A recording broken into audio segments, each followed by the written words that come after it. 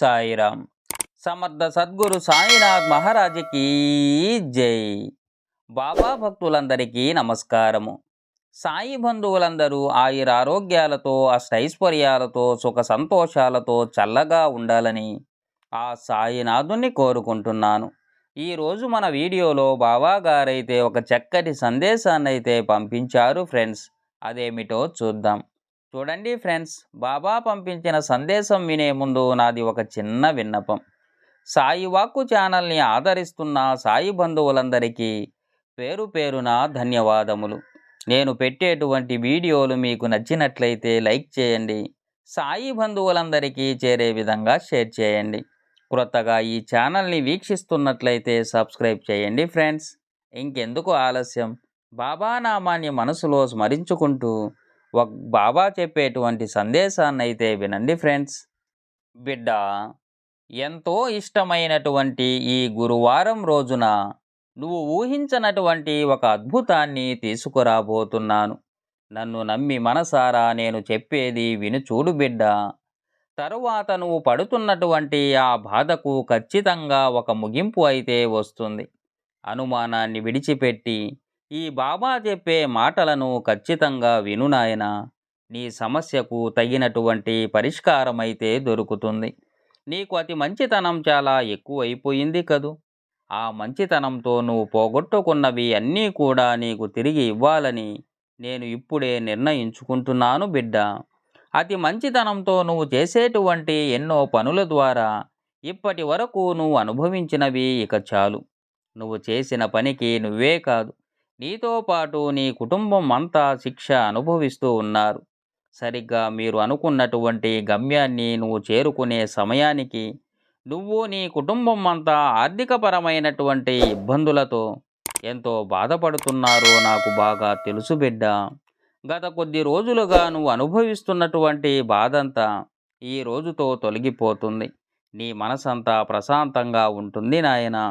అధికంగా ఆందోళన చెందుతూ ఉన్నావు కదా, అలాగే ఎక్కువగా బెంగపడుతూ ఉంటున్నావు.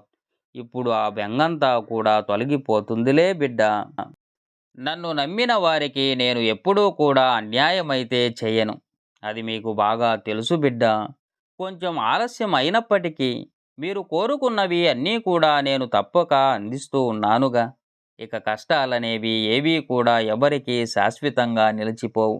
అందుకని జీవితంలో జరగబోయేది గొప్ప సాక్ష్యంగా మారబోతుంది నాయన.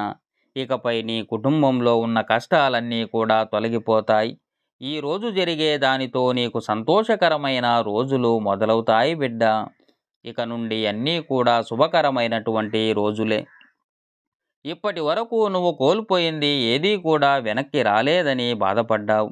కానీ ఈ రోజు నుండి మాత్రం నేను చెబుతున్నాను నాయనా, నువ్వు ఏదైతే కోల్పోయావో, దేని గురించి అయితే నిరాశపడుతూ ఉన్నావో అది తప్పకుండా నీ చేతికి అందుతుంది నాయనా. ఇకపై కూడా నీకు ఏదైతే దూరం అవుతాయో అన్నీ కూడా తిరిగి చేరబోతున్నాయి. అవి మొట్టమొదటిగా నీకున్న ఆర్థిక సమస్యల పట్ల నీకు ముఖ్యం ధనం. ఆ ధనాన్ని తప్పక నీకు అందిస్తాను నాయనా.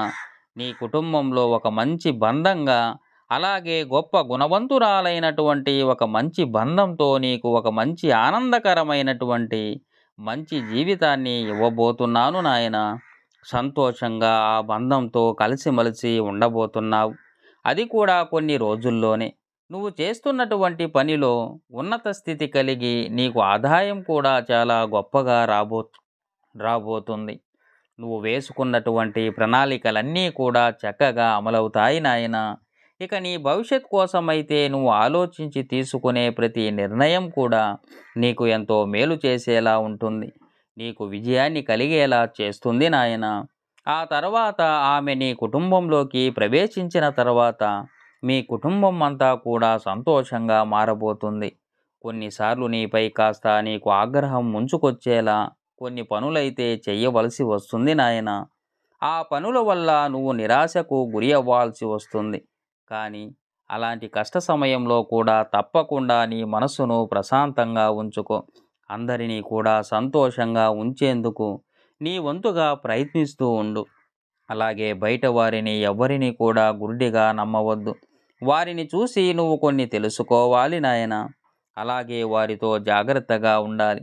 అతి మంచితనం వల్ల ఎవరు మంచివారో ఎవరు చెడ్డవారో అనే విషయాన్ని నువ్వు తెలుసుకోలేకపోతున్నావు. అలాంటి వారి పట్ల కాస్త జాగ్రత్తగా ఉండడం చాలా వరకు మంచిది బిడ్డ. ఏమరపాటుగా ఉన్నావంటే ఎలా అయినా సరే అణచివేసి వారే గొప్ప స్థాయికి వెళ్ళేలా ఇక అదంతా కూడా వారే సాధించినట్లుగా చూపుకుంటూ సంతోషపడుతూ వారి లాభాన్ని వారు పొందుతూ ఉంటారు నాయన. అయితే వారికి వచ్చినటువంటి లాభాన్ని వారు పొందితే సంతోషమే కానీ నిన్ను మాత్రం అణిచివేసేటువంటి ప్రయత్నాలు జరుగుతాయి. కాబట్టి అలాంటి వారితో మాత్రం జాగ్రత్తగా ఉండడం చాలా మంచిది నాయన. నువ్వు ఈరోజు ఎదుర్కొంటున్నటువంటి ఇబ్బందులు అన్నీ కూడా వారి వలనే కదా నాయన. ఈ విషయాన్ని మాత్రం మర్చిపోవద్దు. ఇక నువ్వు పడినటువంటి ఇబ్బందులు పరిస్థితుల వలన నీకు ఆ స్వభావం సహజంగానే వచ్చింది. అందరూ కూడా మంచివారే ఉన్నారని అనుకోవడం నీ మూర్ఖత్వం బిడ్డ. అలాగే నీకున్నటువంటి మంచితనం వలన అందరూ మంచివారే అని అనుకుంటూ ఉంటావు.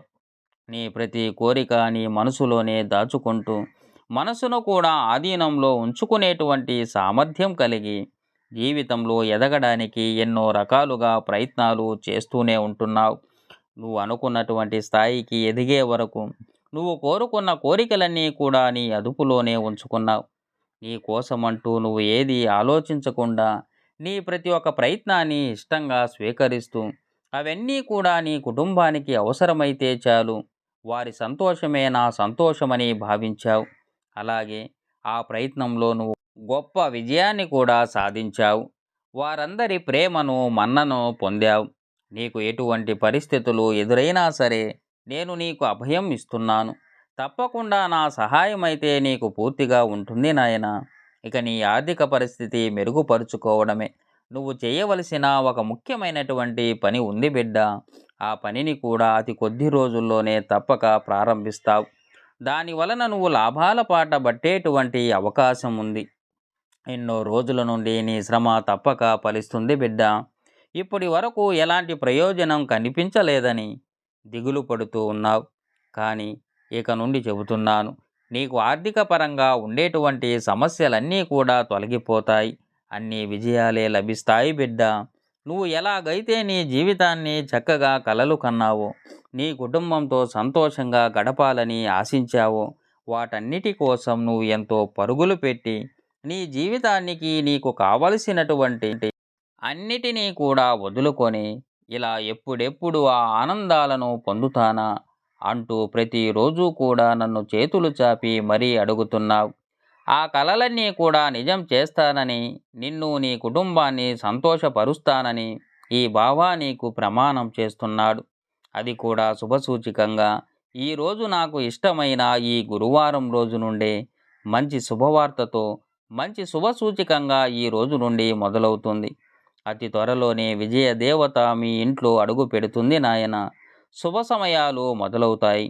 నువ్వు ఎలాగైతే జీవితాన్ని కలలు కన్నావు వాటికన్నా కూడా నువ్వు ఊహించని విధంగా నీకు అద్భుతాన్ని అదృష్టాన్ని పరిచయం చేయబోతున్నాను. ఈ బాబా ఓర్పు సహనంతో నువ్వు ఎన్నో పరీక్షలను ఎదురైనప్పటికీ కూడా వాటన్నిటినీ కూడా ఎదుర్కొని ఈరోజు ధైర్యంగా నిలబడ్డావు. నిజంగా నీకు అభినందనలు నాయన.